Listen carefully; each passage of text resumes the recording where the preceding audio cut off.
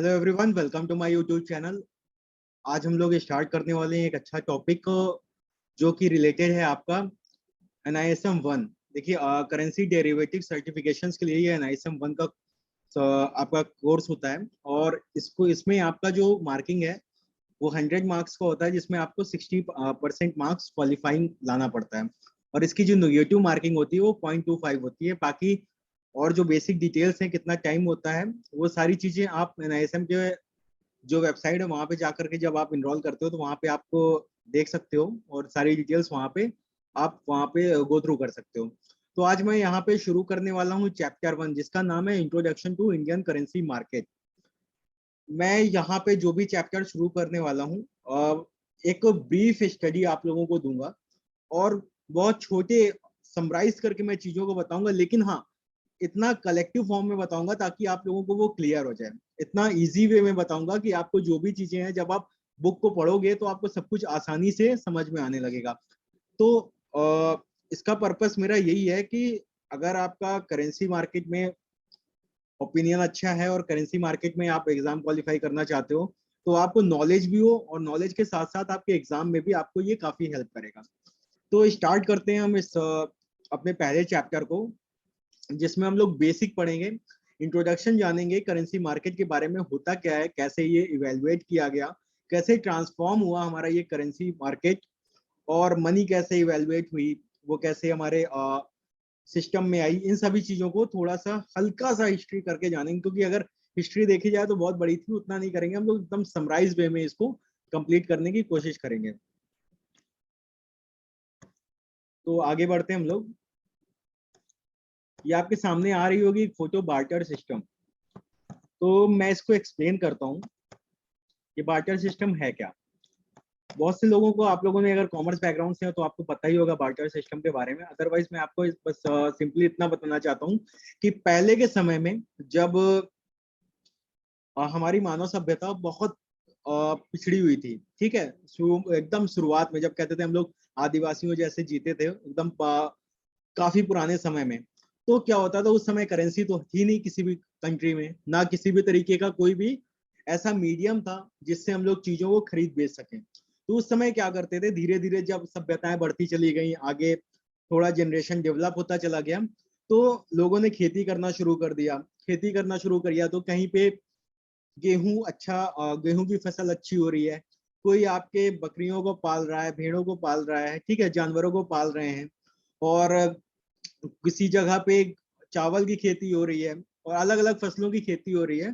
तो वहां पे एक पर्सन जिसके पास चावल है, तो वो क्या करता था, वो दूसरे पर्सन के पास जिसके पास गेहूं है या जिसके पास सब्जियां हैं उनके पास जाता था, और एक क्वांटिटी तय करता था कि इतने चावल के बदले इतना मैं आपसे सब्जियां ले लूंगा। या कोई रहता था जिसको गाय चाहिए, ठीक है, दूध दोहने के लिए और मतलब मिल्क्स के लिए, इन सब चीजों के लिए अगर गाय चाहिए, बकरी चाहिए, तो अपनी बकरी को और गेहूं को, इन सब चीजों के एक्सचेंज करते थे। तो यहाँ पे वस्तुओं से अपना एक्सचेंज किया जाता था, इसलिए इसको बार्टर सिस्टम कहा जाता था। बार्टर सिस्टम का हिंदी नाम है वस्तु विनिमय, मतलब वस्तुओं का वस्तुओं से एक्सचेंज करना, विनिमय का इंग्लिश होता है एक्सचेंज करना, इसी को बोला जाता है बार्टर सिस्टम। लेकिन जब धीरे धीरे मानव सभ्यता और डेवलप होती चली गई तो दिक्कतें कहाँ आना शुरू हुई, दिक्कतें आना शुरू हुई कि कितनी क्वांटिटी के बदले कितनी चीज दी जाए, ठीक है। और जैसे कोई लाइव आइटम है, मैं जैसे कोई जानवर है, ठीक है, कोई जानवर है, कोई एनिमल है, उनको कैसे एक्सचेंज किया जाए। चावल की क्वांटिटी, राइस की क्वांटिटी अगर कम है किसी के पास, तो ऐसा तो नहीं कर सकते कि लाइव जो एनिमल है उसको आधा कर दिया जाए, ये पॉसिबल है नहीं। तो ये सारी दिक्कतें फेस होना शुरू हो गई, प्रॉपर वैल्यूएशन करना बहुत मुश्किल होने लगा। तो सभी लोगों ने धीरे धीरे डेवलपमेंट के हिसाब से किसी न किसी मोड को, कुछ ने अच्छे आपके कोई पत्थरों को उन्होंने एक मीडियम ऑफ एक्सचेंज बना लिया, ठीक है, और किसी ने कुछ मेटल्स को मीडियम ऑफ एक्सचेंज बना लिया। फिर धीरे धीरे सभ्यताएं डेवलप हुई, ठीक है।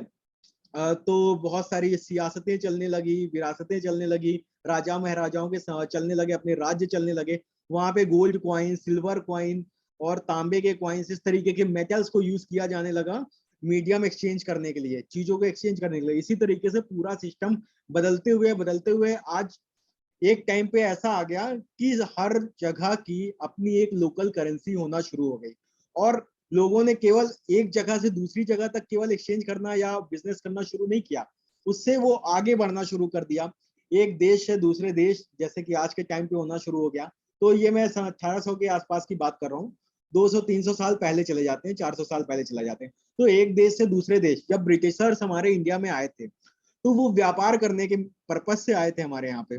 उन्होंने भी वहां की करेंसी को यहाँ पे देने का लालच दिया कि हम यहाँ पे बिजनेस करेंगे, हमारे राजा महाराजाओं को दिया, और धीरे धीरे हमें अपने जाल में फंसाते गए। और ये बात अलग है कि हम लोग कई सालों तक उनके गुलाम रहे। 1947 में हम लोग आजाद हुए। तो उन्होंने इस सिस्टम को डेवलप किया कि बिजनेस का, आप ये समझ सकते हैं कि उस टाइम पे बिजनेस केवल एक जगह पे नहीं था, वो बिजनेस कई जगह पे होने लगा था, एक देश से दूसरे देश के बीच में होने लगा था ये। और एक प्रॉपर आपका बिजनेस वॉल्यूम पूरे वर्ल्ड मार्केट में चलता था। तब क्या हुआ कि हर एक सेंटर का, जैसे सेंटर का यहाँ कहने का मतलब है हर एक कंट्री का अपना एक मुद्राएं, एक्सेप्टेबल मुद्राएं होने लगी, एक्सेप्टेबल करेंसीज होने लगी। तो जब एक करेंसी को, जैसे इंडिया में आपका रुपया चलता है, ठीक है, और यूएस में आपका डॉलर चलता है, तो उसको आपस में एक्सचेंज कैसे किया जाए, इसके प्रॉपर कुछ सिस्टम्स लाए गए। ब्रेटन वुड सिस्टम इसी तरीके से, अभी आगे उसके बारे में जानेंगे। तो जब कोई वस्तुएं, कोई गुड्स यहाँ से बाहर भेजा जाने लगा, तो ऐसा तो नहीं है कि अगर यहाँ से जैसे मान के चले यहाँ से गेहूं है या कोई भी सामान है, यहाँ से बाहर एक्सपोर्ट किया जा रहा है, यूएस में उसको एक्सपोर्ट किया जा रहा है, तो वहां से जो पेमेंट आएगी वो इंडिया में इंडियन रुपीज में ही आएगी, और बट वो जो पेमेंट करेंगे वो डॉलर में करेंगे। तो उसको जब एक्सचेंज किया जाने लगा आपस में, एक करेंसी को दूसरे करेंसी से एक्सचेंज किया जाने लगा, तो उसी को बोला जाने लगा फॉरेन फॉरेन एक्सचेंज। इसको फॉरेक्स के नाम से भी जाना जाता है, ठीक है, और शॉर्ट फॉर्म इसका होता है एफएक्स। हमारे कंट्री का एक, मैं आप लोगों को अच्छी चीज बताना चाहता हूँ आपके नॉलेज के लिए, कि हमारी जो कंट्री है वो हमेशा ये चाहती है कि हमारे इंडिया में ज्यादा से ज्यादा फॉरेन करेंसीज आए। इसीलिए वो उन्होंने बहुत सारे फीमा एक्ट ले आकर के रखा है कि आप अगर फॉरेन जा रहे हो तो वहां पे आप बहुत सारी चीजें नहीं खरीद सकते हो, आपका एक लिमिटेशन है कि आप वहां पे इतनी करेंसी ही खर्च कर सकते हो। जब कभी आप फीमा एक्ट पढ़ेंगे तो उसमें आपको ये सारी चीजें देखने को मिलेंगी। फॉरेन करेंसीज में जब बच्चे स्टूडेंट्स जाते हैं पढ़ाई करने के लिए, तो वहां पे भी कुछ लिमिटेशंस होती हैं करेंसीज को यूज करने का, कि कितनी करेंसी आप ले जा सकते हैं। तो इस तरीके से, क्योंकि हमारी, और दूसरा सबसे बड़ा एक एग्जांपल मैं आप लोगों को, क्यों हमारी गवर्नमेंट ये चाहती है कि ज्यादा से ज्यादा जो टूरिस्ट हैं वो हमारे इंडिया में आए। इसका रीजन ये है कि इंडिया को चाहिए फॉरेन का रिजर्व, ना केवल डॉलर। जिस भी करेंसी का रिजर्व इंडिया के पास होगा, वहां से वो जो भी बिजनेस कर रही है, चाहे इंपोर्ट कर रही है, या जापान से जैसे बुलेट ट्रेन का जो कॉन्ट्रैक्ट हुआ तो उनको पेमेंट ये जापानीज येन में देना है। तो वो करेंसीज कैसे आएंगे, जापान के लोग अगर हमारे इंडिया में आएंगे तो अपनी करेंसीज लेकर के आएंगे और यहाँ पे कन्वर्ट करा के हमारी करेंसीज में काम करेंगे, तो वो रिजर्व हमारा बनता चला जाता है। और जिस कंट्री के पास फॉरेक्स रिजर्व सबसे ज्यादा होता है, वो कंट्री स्ट्रांग मानी जाती है। तो ये हो गया एक सिंपल ओवरव्यू पहले के समय का, प्राचीन समय का लेकर के एंशियंट टाइम का, और अभी जो हमारी गवर्नमेंट क्यों चाहती है कि फॉरेक्स सिस्टम अच्छे से डेवलप हो, और हमारे पास ज्यादा से ज्यादा फॉरेन करेंसीज हो। ठीक है, बार्टर सिस्टम समझ में आ गया, एग्जाम के लिए इररिलेवेंट है, बस नॉलेज के लिए मैंने यहाँ पे आप लोगों को बताया। पूरा इवेल्युएशन कैसे हुआ, एकदम ब्रीफ समरी दिया मैंने आपको, कुछ भी डिटेल में नहीं बताया कि कैसे बार्टर सिस्टम से हम लोकल करेंसी अभी तक में, हम लोग जो ग्लोबल करेंसीज में आए हैं, वहां तक का पूरा डेवलपमेंट मैंने आपको समराइज में बताया। नेक्स्ट में देखते हैं, ये आप लोगों को पिक्चर में देखने को मिलेगा, द इवेल्युएशन ऑफ मनी कैसे हुई। देखिए, बार्टर सिस्टम से गोल्ड में कन्वर्ट किया, ठीक है, फिर मेटल कॉइन्स यूज करना शुरू कर दिया, फिर करेंसीज, पेपर करेंसी, क्योंकि बहुत हैवी हो जाता था, मेटल चोरी होने का डर होता था, बहुत सी चीजें थी, प्रीशियस होते थे वो, इसलिए उनको कह रहे हैं कन्वर्ट किया गया है करेंसीज में, पेपर फॉर्म में। फिर अब क्रेडिट कार्ड्स, डेबिट कार्ड्स, अब कार्ड के मोड पे, फोन पे, गूगल पे, इलेक्ट्रॉनिकली बहुत सारे ट्रांसफर के मोड आ चुके हैं। अब वो प्लास्टिक मनी हो गई, प्लास्टिक मनी से अब इलेक्ट्रॉनिक मनी में कन्वर्ट हुई है। अब तो आने वाले समय में आपको क्रिप्टो करेंसीज भी हर देश की मिलना शुरू हो जाएंगी। जैसे कि रशिया ने इस समय क्रूड का जो पेमेंट किया है वो क्रिप्टो करेंसीज में किया है। तो ये आने वाले समय में, आने वाला जो फ्यूचर है वो आपका इलेक्ट्रॉनिक करेंसीज का ही फ्यूचर बन जाएगा। तो इस तरीके से देखिए कितना हमारा डेवलपमेंट हुआ करेंसीज को। देखते हुए अब हम लोग पढ़ते हैं, जो हम लोगों ने बात की यहाँ पे उसी को हम लोग यहाँ पे पढ़ेंगे। ब्रीफ समरी हम लोगों को जो बताना था वही चीजें यहाँ पे लिखी हुई हैं, ठीक है। अब मैं फटाफट इसको कंप्लीट करता हूँ। Initially the trading of goods and services was barter system wherein the goods were exchange for each other. Such system has a difficulties primarily because of non-divisibility of certain goods, cost in transporting such goods for trading and difficulties in valuation of services। यहाँ पे सीधा से ये बताया गया है कि पहले हम लोग बार्टर सिस्टम में काम करते थे, लेकिन धीरे धीरे समय चेंज होता गया, तो एक चीज को दूसरे चीज से वैल्यू करके उसे डिवाइड कैसे किया जाए, इसमें दिक्कतें आने लगी। और अगर हमें एक और एग्जांपल देता हूँ, अगर मेरे पास कोई जानवर है, कोई पशु है, ठीक है, मुझे उसे एक्सचेंज करना है किसी खाने वाली चीज से, तो मुझे तो सबसे पहले उस इंसान को भी ढूंढना पड़ेगा ना जिसके पास वो अवेलेबिलिटी हो। तो इसके लिए जो ट्रांसपोर्टेशन किया जाता था, हम जगह जगह जा करके ढूंढते थे, तो ये दिक्कतें भी आती थी। तो यहाँ पे यही बोला गया कि ट्रांसपोर्टेशन की भी दिक्कत आती थी। People tried various commodities as a medium of exchange ranging from food items to metals. और लोगों ने धीरे धीरे बहुत सारी चीजों को यूज करना शुरू कर दिया, कमोडिटीज को यूज करना शुरू कर दिया एक्सचेंज करने के लिए, जैसे मेटल्स हो गए और प्रीशियस आपके स्टोन्स हो गए। मैंने बहुत सारे एग्जांपल्स आपको अभी बताए थे रिसेंटली।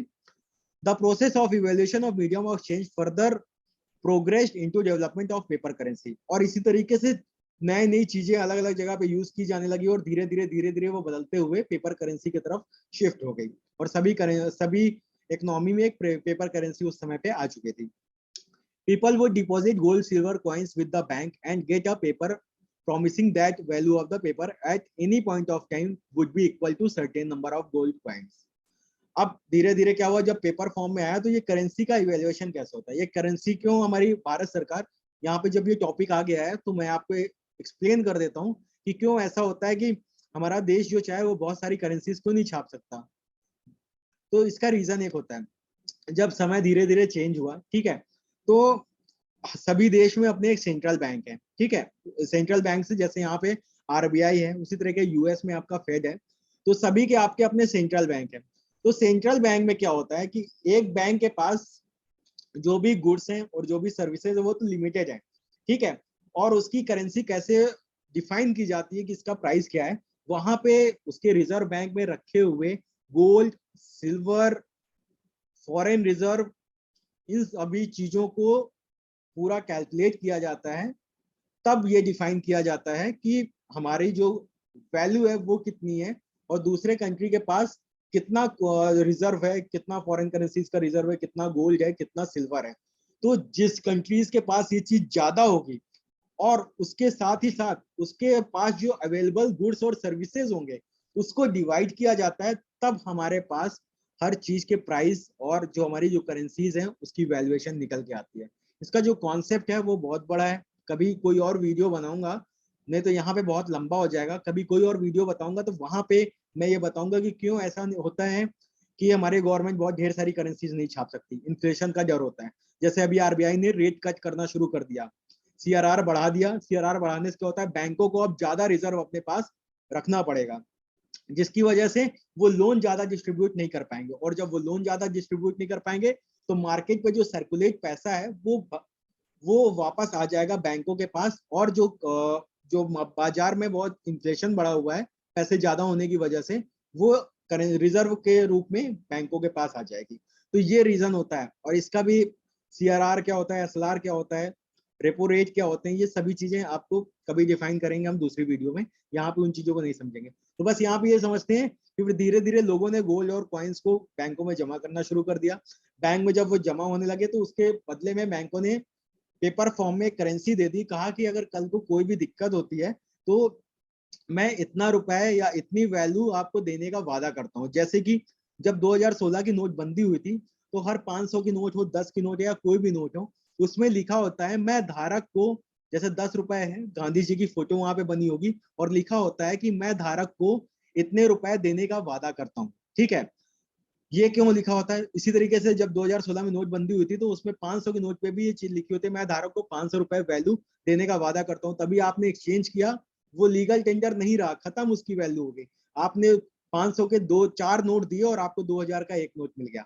तो वो भरोसा करते हैं हम लोग उसकी वैल्यूएशन पे, क्योंकि हमारा जो रिजर्व है गोल्ड और कॉइन के और फॉरेक्स रिजर्व के रूप में आरबीआई के पास है, और आरबीआई हमें उसकी वैल्यूएशन के लिए प्रॉमिस करता है अपने नोट पे।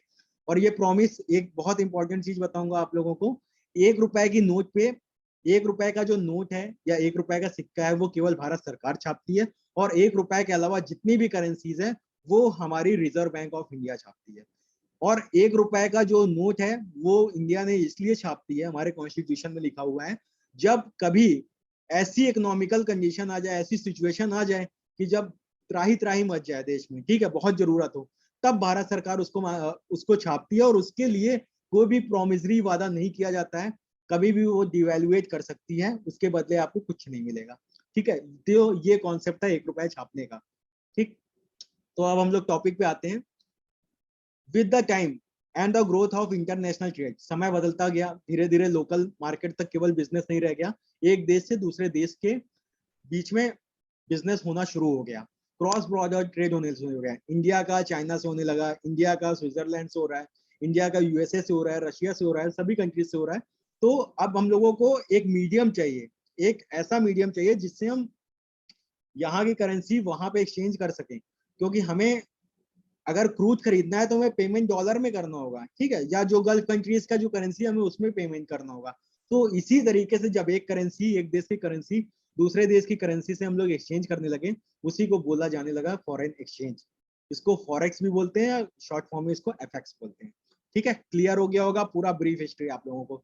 The smooth functioning of international trade required a universally accepted foreign currency to settle a international trade and a way to balance the trade imbalances amongst countries. The documented history suggests that sometimes in 1870 countries agreed to value their currencies against the value of currency of other country using gold as a benchmark for valuation. धीरे धीरे जब समय बढ़ा था, 1870s का दौर है, कोई एक जनरली एक्सेप्टेड करेंसी यूज करना लोग चाह रहे थे कि सभी की अपनी अलग अलग लोकल करेंसीज है, तो हम किस करेंसी को यूज करें।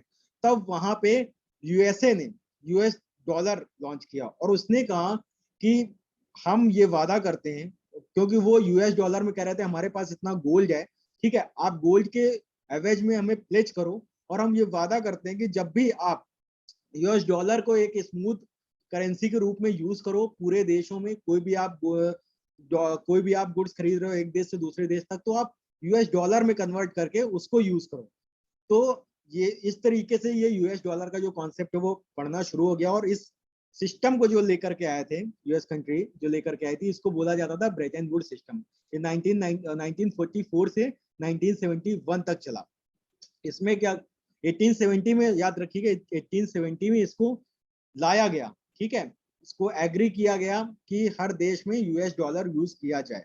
ठीक है, इसमें यूएस जो यूएस है वो ये कहती थी कि हमारे पास गोल्ड है, हमारे पास बहुत सारा गोल्ड है, आप हमारी कर, और अगर जब भी आप यूएस डॉलर हमें सेल करोगे तो हम उसके बदले में आपको गोल्ड के वैल्यूएशन में गोल्ड दे देंगे।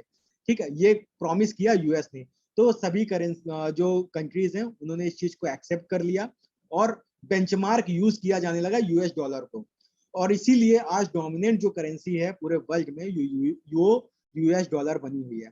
अब धीरे धीरे समय बीतता चला गया, फर्स्ट वर्ल्ड वॉर हुआ, ठीक है, 1914 से 1919 तक, फिर उसके बाद सेकेंड वर्ल्ड वॉर हुआ 1939 से 45 तक। तो काफी सिचुएशन खराब हो चुकी थी, बहुत देशों में बहुत दिक्कतें आना शुरू हो गई थी। तो 1944 के बाद 1971 तक बहुत सी कंट्रीज ने ब्रेटन वुड्स सिस्टम को यूज किया। ब्रेटन वुड्स सिस्टम यही है कि आप यूएस डॉलर में पेच करो, और यूएस डॉलर गोल्ड में पेच करती है। ठीक है, मतलब गिरवी रखना, पेच करना, मतलब जो सिस्टम पहले चल रहा था वही सिस्टम आज भी चल रहा है। लेकिन बहुत से जो कंट्रीज हैं उन्होंने डिनाई कर दिया उसके बाद, 1971 के बाद, कहा कि हम डेवलप हो चुके हैं, हम अपनी करेंसी को अब यूएस डॉलर में पेच नहीं करेंगे, हम डायरेक्ट बिजनेस करना शुरू कर देंगे। तो इस तरीके से दो सिस्टम बन गए। पहला हो गया आपका जो ब्रेटन वुड सिस्टम है उसको सस्पेंड किया बहुत से देश ने, फ्री फ्लोट, और दूसरा मैनेज फ्लोट मेथड। ये हो गया वैल्यू करने का। जो डेवलप्ड, जो नीचे आपको यहाँ पे देखने को मिलेगा, जो डेवलप कंट्रीज हैं वो gradually move to a market determined exchange rate. उन्होंने कहा, जो डेवलप हो चुकी हैं उन्होंने कहा कि हम मार्केट से सीधा बार्गेन करेंगे, और जो एक्सचेंज रेट बनेगा हम अपना डिसाइड करेंगे, उसी को सिस्टम को अडॉप्ट करेंगे। और बहुत सी जो डेवलपिंग कंट्रीज हैं, जैसे इंडिया है, पाकिस्तान है, ठीक है, और जो भी डेवलपिंग कंट्रीज हैं जो डेवलप कर रही हैं, वो पुराने कॉन्सेप्ट पे ही जा रही हैं। उन्होंने अभी भी अपनी चीजों को गोल्ड पे प्लेज किया, और सॉरी यूएस डॉलर में प्लेज किया, और यूएस डॉलर को प्लेज करके अपनी वैल्यूएशन करते थे। तो इसका एक एग्जांपल मैं आप लोगों को बताता हूँ कैसे होता है। इस सिस्टम के बारे में मैं आप लोगों को अगर बताऊं, तो जैसे सपोज करिए, एग्जांपल मैं यहाँ पे दे देता हूँ, वीडियो बहुत लंबा हो जाएगा। जैसे सपोज करिए कि आज की डेट पे गोल्ड, 10 ग्राम गोल्ड का जो प्राइस है वो 50,000 रुपीज है, ठीक है। और वहीं पे अगर यूएस डॉलर में उसे कन्वर्ट करें तो $662 इस समय 10 ग्राम गोल्ड का प्राइस है।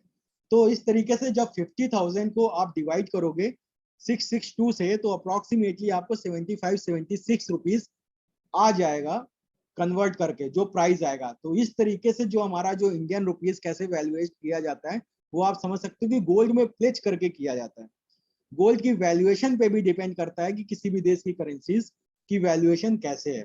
तो वही सिस्टम आज चलता चला आ रहा है, और आज वही कन्वर्ट करिए अगर आप, तो गोल्ड जैसे 10 ग्राम का गोल्ड है, वो इंडिया में 50,000 रुपए का है, यूएस में वो $662 का है। तो अब उसे हमें वैल्यू करना है कि 10 ग्राम गोल्ड की वैल्यू, जो अगर दोनों जगह पे अपनी अलग अलग यूनिट है, तो डॉलर के कंपैरिजन में हमारी वैल्यूएशन क्या हो, उसमें क्या करेंगे हम लोग, 10 ग्राम गोल्ड के बदले में जो हमारा 50,000 रुपया है उसको डिवाइड कर देंगे $662 से। तो जो एग्जैक्ट प्राइस है 75-76 अप्रॉक्स, वो हमारी वैल्यूएशन निकल के चली आएगी। तो ये पूरा सिस्टम वैल्यूएशन कैसे करते हैं उसका मैंने आप लोगों को बताया। अब आगे बढ़ते हैं, मेजर करेंसीज पेयर्स, इसको फटाफट हम लोग कंप्लीट करते हैं। बहुत सारे करेंसीज पेयर्स हैं जो कि यूज किए जाते हैं ट्रेडिंग में, और जिनका सबसे ज्यादा ट्रेड किया जाता है, जिन करेंसी पेयर्स में ज्यादा ट्रेडिंग होती है, उनको हम लोग मेजर्स बोलते हैं। तो करेंसीज कौन कौन सी हैं, यहाँ पे आप देख सकते हो, यूएस डॉलर है, जापानीज येन है, पाउंड स्टेरलिंग है, ऑस्ट्रेलियन डॉलर है, कैनेडियन डॉलर है, और स्विस फ्रैंक है। अगर आपको एग्जाम में क्वेश्चन आएगा कि most traded currency in the world क्या है, तो वो यूरो यूएसडी है। आपको ध्यान रखना है वो यूरो यूएसडी है, 28% वेटेज है उसका, ठीक है। और इंडिविजुअल में अगर कौन सबसे ज्यादा करेंसी, अकेले में करेंसी पेयर में तो यूएसडी, यूरो यूएसडी है, लेकिन अकेले में कौन सी करेंसी सबसे ज्यादा ट्रेड होती है, डोमिनेंट होती है, वो यूएसडी है, ठीक है। यूएसडी को इन्वेस्टमेंट करेंसी भी किया जाता है, क्योंकि बहुत सारे सेंट्रल बैंक इसे इन्वेस्ट करके रखते हैं, ठीक है। कैपिटल मार्केट भी इसे इन्वेस्ट करके रखती है। Reserve currency held by many central banks. Transaction currency, एक देश से दूसरे देश में जो एक्सचेंज करना है कमोडिटीज का, उसके लिए इसे ट्रांजैक्शन करेंसी बोला जाता है। Invoice currency in many contract, बहुत सारे कॉन्ट्रैक्ट में पहले ही मेंशन कर दिया जाता है इतने डॉलर, तो इसलिए इसे इनवॉइस करेंसी भी बोला जाता है। और साथ ही intervention currency employed by monetary authorities in market operation, और बहुत सारे मार्केट ऑपरेशन के लिए बहुत सारे ब्रोकर्स हैं या मॉनेटरी अथॉरिटीज हैं, वो इन्हें इंटरवेंशन करेंसीज भी बोलते हैं। तो ये अलग अलग नाम है, नाम को थोड़ा सा अपने माइंड में आप बस आपको रखने की जरूरत है। ट्रांजेक्शन हो रहा, एक देश से दूसरे देश में ट्रांजेक्शन हो रहा है, तो इसे ट्रांजेक्शन करेंसी बोल सकते हैं। बहुत लोग इसे कैपिटल मार्केट में रिजर्व करके रखते हैं, इन्वेस्टमेंट करेंसी बोल सकते हैं। सेंट्रल बैंक इसे रिजर्व करके रखती है, तो रिजर्व करेंसी बोल सकते हैं। और साथ ही साथ एक और इसका नाम है, इसे व्हीकल करेंसी बोला जाता है, क्योंकि हर करेंसी को इससे कन्वर्ट करके तब बिजनेस करने में इजी बना दिया जाता है, इसलिए इसे व्हीकल करेंसी भी कहा जाता है। यूरो, यूरो का जो एक प्रेजेंस आया, वो आपका सेकेंड वर्ल्ड वॉर के बाद आया, ठीक है। और ये काफी फेमस हो चुकी थी उस टाइम पे, 1939 के आसपास में ये काफी फेमस हो चुकी थी, तो इसे प्रीमियर करेंसी भी बोला जाता है। तो ये आप वहां पे पढ़ सकते हो। जापानीज येन, ये तीसरी सबसे ज्यादा ट्रेड करने वाली करेंसी, और लिक्विडिटी भी अगर इस करेंसी की देखा जाए तो इंटरनेशनली बहुत अच्छी, और किसी भी पॉइंट ऑफ टाइम पे आप इसे लिक्विड कर सकते हो, तो ये काफी अच्छी बात है। और जीबीपी, जीबीपी का जो नाम है उसे केबल भी बोला जाता है, ग्रेट बिलियन पॉन्ड, उसका निक नेम जो है वो केबल है। और the telegram use to update the GBP USD rates across the Atlantic, और ये अटलांटिक से स्टार्ट होना शुरू हो गया था, ये इमर्ज हो गया था। इसके बारे में डिटेल अगर पढ़ना चाहते हैं तो आप देख सकते हैं जीबीपी के रिलेटेड हिस्ट्री में जाकर के, काफी कैसे इसका प्रेजेंस आया, तो उसके बारे में नहीं जाते हैं आगे। और CHF, Swiss franc is the currency of Switzerland, ये भी करेंसी धीरे धीरे अस्तित्व में आई है, और इंटरनेशनली इसने अपने आप एक्सेप्टेंस को बढ़ाया है, और इस समय स्विस बैंक ने या स्विस जो सेंट्रल बैंक है उसने, आपको पता होगा, रिसेंटली गोल्ड का जो रिजर्व है वो बहुत ज्यादा बढ़ा लिया है। स्विस सेंट्रल बैंक ने और इंडोनेशिया ने गोल्ड को और यूएस डॉलर को इन लोगों ने सेल करना शुरू कर दिया। मतलब इनका अब भरोसा धीरे धीरे बदल रहा है, ये अब डेवलप्ड हो रहे हैं और इन्होंने गोल्ड पे ज्यादा भरोसा करना शुरू कर दिया है, रिलाई करना शुरू कर दिया। तो ये नॉलेज की चीज है बस, आपको जनरली बाई चांस एग्जाम में अगर आ जाए तो। अब हम आगे बढ़ते हैं, overview of international currency market. For currency market the concept of 24 hours market has become a reality.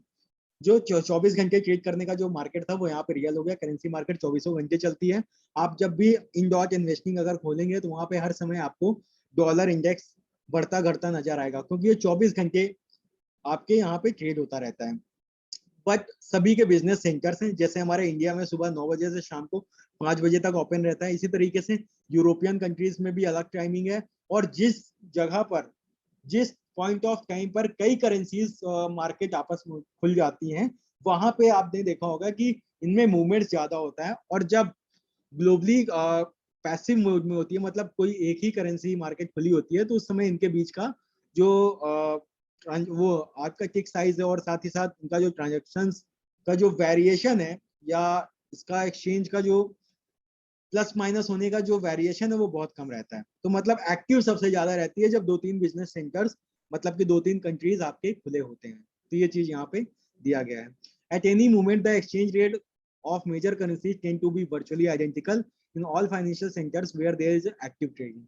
Rarely, there are substantial price differences among major centers as to provide major opportunities for arbitrage. कभी कभी क्या होता है, जब एक जगह की market बंद है और दूसरी जगह की मार्केट ओपन है, तो उसको आर्बिट्रेज गेन करने के लिए भी बहुत सारे जो ट्रेडर्स हैं वो इसका यूज करते हैं। और एक आर्बिट्रेज में क्या होता है, एक मार्केट में इन्होंने सेल कर दिया और दूसरे मार्केट में ये खरीद लेते हैं।